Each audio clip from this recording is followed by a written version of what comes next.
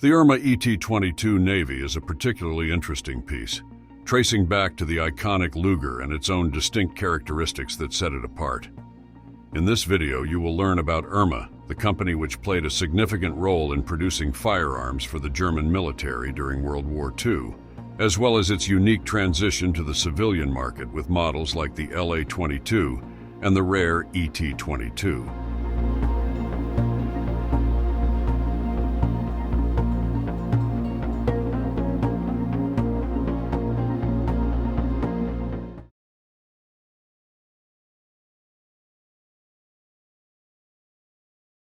The Erma Werke, or Erma Works, was founded in 1922 by Berthold Geipel in the city of Erfurt, located in the heart of Germany. Geipel, a skilled machinist and entrepreneur, recognized the growing demand for high-quality firearms in the post-World War I era and set out to establish a company that could seize the opportunity. It quickly gained a reputation for producing well-crafted and innovative firearms, with a focus on hunting rifles, target pistols, and submachine guns. In the years leading up to World War II, the company expanded its product line to include several notable firearms. The EMP submachine gun, introduced in 1931, was a compact and reliable weapon that found favor with police and military units. The ESP pistol, a semi-automatic handgun designed for sport shooting and personal defense, was another successful product from this era. Erma also produced a range of air rifles and small-caliber target pistols, which were popular among civilian shooters and competitive marksmen. As Germany began to rearm in the late 1930s, the focus shifted towards military orders. The company received contracts to manufacture weapons for the German armed forces. During World War II, Erma produced several important firearms for the German military, including the EMP-35 submachine gun, an updated version of the earlier EMP design, and the EMP-44 machine pistol, a compact and lightweight weapon designed for close-quarters combat. Erma also manufactured components and accessories for other well-known German firearms, such as the Mauser Kar-98K, the standard infantry weapon of the Wehrmacht, and the MP-40 submachine gun, widely used by German paratroopers and tank personnel. However, Erma's role as a key supplier to the German war machine made it a prime target for Allied bombing raids. On October 19, 1944, the factory was heavily bombed by American B-17 Flying Fortress bombers as part of a larger campaign to cripple German industrial production. The bombing caused extensive damage to the factory buildings, machinery, and equipment, as well as claiming the lives of many workers. The destruction of the factory dealt a significant blow to the company's ability to manufacture firearms and contributed to the overall decline of German military production in the final moments of the war. In the aftermath of World War II, the company struggled to recover from the damage inflicted by the bombing and the economic turmoil of post-war Germany. Despite these challenges, the company managed to rebuild and resume production, but on a smaller scale. It continued to produce firearms for the civilian market, as well as securing contracts with foreign governments and law enforcement agencies. However, the company never fully regained its pre-war prominence and eventually ceased operations in the late 20th century.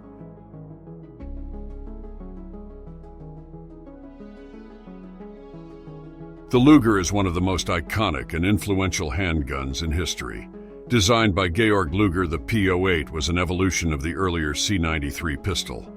Luger's design improvements included a more compact and streamlined shape, a revised toggle lock mechanism, and an improved cartridge, the 9x19mm Parabellum, which would become one of the most widely used pistol cartridges in the world even to this day. At first, the pistol was adopted by the Swiss military in 1900, followed by the German Navy in 1904 and the German Army in 1908. Hence the designation P08. The pistol saw extensive service during World War I, proving to be a reliable and effective sidearm for German officers and troops. Its distinctive appearance, with its angular grip and exposed toggle lock mechanism, made it instantly recognizable on the battlefield and contributed to its enduring popularity. In the interwar years, the P08 continued to be used by military and police forces around the world, including the Weimar Republic and later, the Third Reich. Today, The pistol continues to be a popular item among civilian shooters and cherished by collectors who admire its craftsmanship, accuracy, and historical significance. It became an iconic symbol of German military prowess and has been featured prominently in numerous films, television shows, and video games.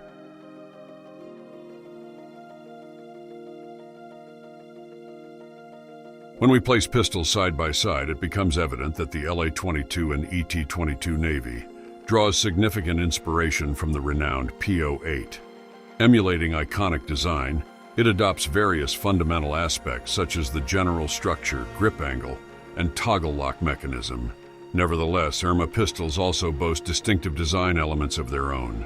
LA-22, also known as the Erma Luger or Erma EP-22, is a semi-automatic pistol that gained popularity for its unique design and compact size. This pistol was introduced in the mid-20th century and quickly became recognized for its resemblance to the larger Luger pistol in a scaled-down form. Chambered for the .22 long rifle cartridge, the LA-22 was primarily intended for target shooting and recreational purposes due to its manageable recoil and economical ammunition. This change in caliber necessitated some modifications to the pistol's design, such as a smaller breech block and a lighter recoil spring. One of the distinctive features of the Erma LA-22 is its toggle lock action, which mimics the mechanism of the Luger. This toggle lock system was novel for a rimfire pistol of its time, contributing to its appeal among firearms enthusiasts who appreciated its historical lineage and operational mechanics. The pistol's design also includes a single-action trigger mechanism, providing a crisp and predictable trigger pull that enhances accuracy during shooting sessions. Despite its compact size, the LA-22 was known for its solid construction and reliability, characteristics that contributed to its longevity in the market. Its ergonomic grip and simple controls made it a favored choice among novice shooters and collectors alike. While production ceased several decades ago, its legacy lives on through its continued use by firearm enthusiasts and its recognition as a historically significant piece in the evolution of semi-automatic rimfire pistols. When looking at ET-22, I couldn't help but notice its striking resemblance to the Nintendo Entertainment System's Zapper gun. That's probably why I rushed to purchase it as soon as I saw it for the first time. Jokes aside, one of the most notable differences is the barrel length. Designed to be used one-handed or aimed like a rifle using its handguard, it was adorned with an adjustable rear sight and a ramp front sight. The blued steel of the barrel and frame contrasted handsomely against the checkered wooden grip, providing users with a secure grip on this pistol. Although not as renowned as its larger cousin, or as widely produced as the LA-22, it made only a minor impact in firearms history, with very little known about its legacy. One area where the pistol likely saw use was in sport shooting competitions. The pistol's accurate barrel, crisp trigger, and comfortable grip made it well suited for target shooting and other precision-based events. The .22 long rifle cartridge and the Navy's Luger-inspired design may have added to its appeal in these circles. While the ET was primarily designed for sporting and recreational purposes, there is at least one documented instance of the pistol being used in a crime. This gun is believed to have been used to murder 6 shop clerks in the spring of 1992.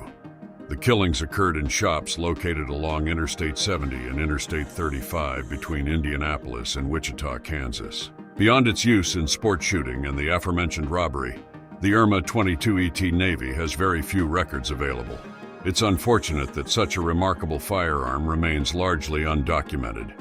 Nevertheless, it will always be appreciated and remembered fondly by those who admire its craftsmanship and unique design. This video serves as a tribute, an attempt to immortalize known fragments of its legacy and ensure it is not forgotten.